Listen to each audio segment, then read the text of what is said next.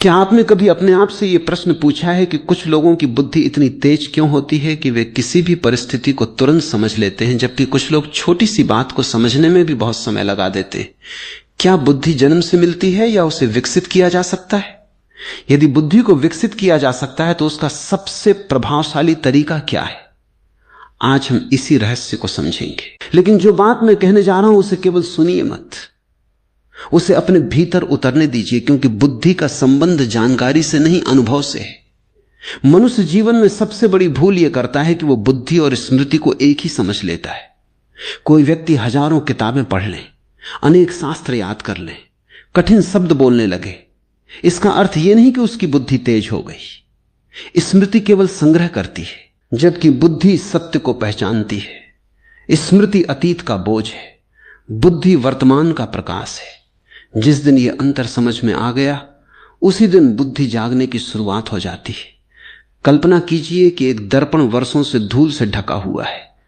दर्पण में देखने वाला व्यक्ति सोचता है कि दर्पण खराब हो गया है, जबकि वास्तविकता यह है कि दर्पण नहीं, केवल उसकी सतह धूल से ढकी हुई है। जैसे ही धूल हटती है, दर्पण स्वयं चमकने लगता है। ठीक यही स्थिति मनुष्य की बुद्धि की है।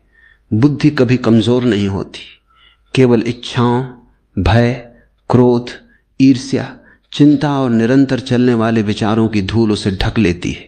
यही कारण है कि जब मन बहुत अधिक उलझा होता है तब सरल से सरल निर्णय भी कठिन लगने लगता है, लेकिन जब मन शांत होता है तब जटिल समस्याओं का समाधान भी सहज दिखाई देने लगता है। इसलिए बुद्धि को तेज करने का पहला रहस्य है मन को हल्का करना। मन जितना हल्का होगा, बुद्धि उतनी ही तेज होगी। लोग सोचते हैं कि बुद्धि बढ़ाने के लिए नई नई तकनीकें सीखनी होंगी, विशेष भोजन करना होगा या कोई चमत्कारी उपाय अपनाना होगा, लेकिन वास्तविकता इससे बिल्कुल अलग है। सबसे पहले आपको अपने भीतर के शोर को कम करना होगा। यदि किसी कमरे में बहुत अधिक शोर हो तो धीमी आवाज भी सुनाई नहीं देती। उसी प्रकार मन में जब विचारों का तूफान चलता रहता है तब बुद्धि की सूक्ष्म आवाज सुनाई नहीं देती। जब आप क्रोधित होते हैं तब आपकी समझ कहां चली जाती? बाद में आप स्वयं कहते हैं